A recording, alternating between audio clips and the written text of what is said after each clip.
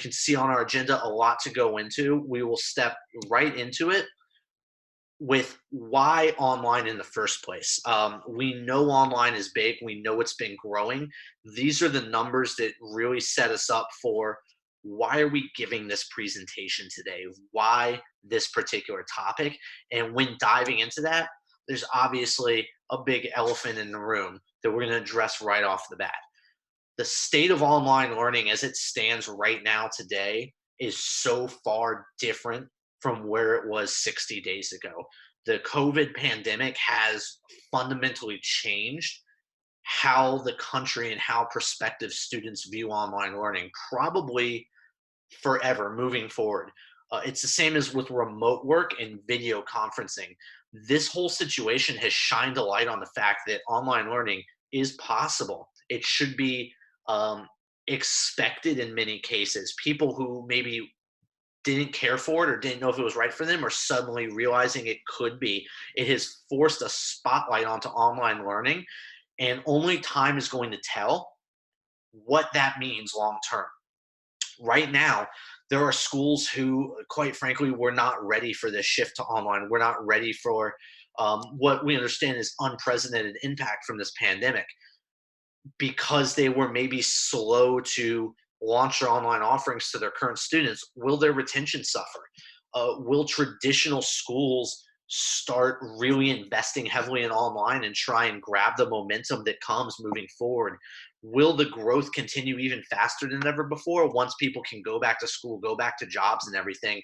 We don't really know yet, but we do know that if there's one area that's had a big spotlight shined on it in higher ed because of COVID, it is the option of online distance education.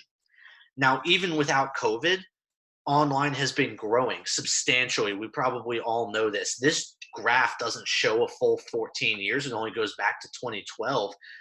But for 14 straight years, there has been steady growth year over year in the number of students in the US taking at least some online course. That's a key word, some online. Um, the enrollment of pure online is growing, but there's been some dips and valleys. It's been a little tougher to take hold, and we'll show you in a minute what that divide still is. But if we look at just enrollment in some form of online education, it is on a 14-year growth pattern, whereas the enrollment of students with no online has been declining steadily in the same amount of time. At this stage, more than 70% of all public institutions in the US do offer some form of online courses. This is probably not surprising. I was actually surprised that it was not 80 plus, 85 plus. It's hovering right around 71, 72% right now, according to most studies. But the big takeaway here is that online enrollment is predicted and projected to go a little bit the opposite way of overall traditional school enrollment. We've been talking about in higher ed this cliff that's coming, this fall off in higher ed enrollment. But online stands to still continue to benefit for many years right now because total enrollment volume might go down. That is the projection, especially post COVID, at least in the short term. But of the enrollment that's left, more and more of it is going to continue to be online. Right now, more than a third of higher ed students nationwide, this is adult learner, traditional, your entire makeup of higher ed students, more than a third take at least some online offering. Here's the divide I was talking about. It is still skewed heavier to students taking some online courses. And we're going to talk today a little bit about how some of the most successful ones actually play into that and don't try and position themselves as fully online. But there are still 3 million plus students right now going to fully online programs. This is typically in your massive online schools that you see and hear about quite often, the University of Phoenix, or taking the Liberty University online approach where you don't even have to have ties to the campus at all. But there are still quite a few who look for that fully online offering, just not as many yet as those who are stepping into it with a hybrid approach. So, how is that online trend going to continue? Why do we know it's going to continue?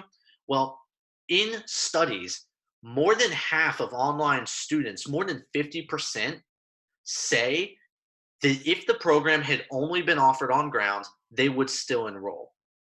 And nearly 66% of them who had the choice between online and on ground chose online. What does this mean? It means that online is the first choice, even when it's not the only choice. First of all, they are actively bypassing campus in order to take it online. And the fact that they still would take it if it was only offered on ground means that online is not the sole driver of seeking out higher education for these students. Um, Online is not a deterrent for them anymore. They're not saying, well, I'm only going to take this because I want an online class. They're saying, I want higher education in this program. Perfect. Online is there. If it wasn't, yeah, I probably still would have enrolled. What this means is that as your traditional enrollment might start dropping, as projections indicate, there is still momentum to be gained. It doesn't mean that folks who want online or who would be comfortable with it are going to go away. They're going to be there more and more. And in many cases, 2/3 of the time, they're going to actively bypass campus, actively bypass the classroom for that online experience. This means that even the struggling schools or even the smaller schools can combat some enrollment loss through an offering of some new online programs. And then the sections of this ahead, we're going to talk about some of the key ones that could be the path to most success early on for a school looking to step into that. Additionally, offering a hybrid approach is a great way to transition into online offerings. This does not have to be entirely a go big or go home. There are certain times and reasons why you might want to take that approach, bring in an OPM or bring in, a marketing partner to basically do all of it for you because of the scale required. That doesn't always have to be the case, though.